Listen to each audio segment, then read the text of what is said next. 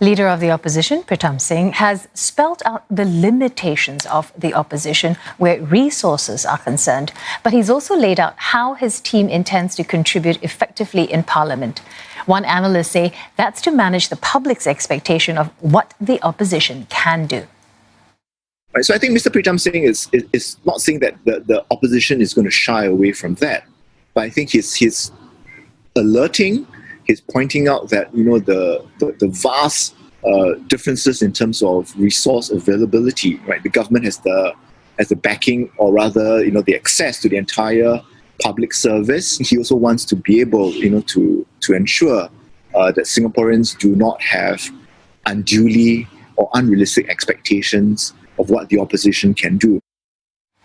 On Mr. Singh's proposal to introduce more select committees, which are cross-party in nature, Prof. Tan says that it's an effort to include a greater representation of voices to improve the quality of governance.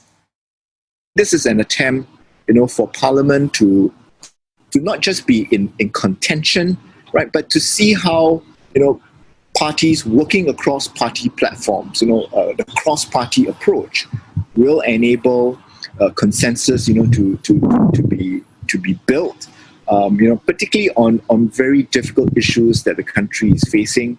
And I think that's one way, that Mr. Pritam Singh is saying, the country can then move forward decisively and in step.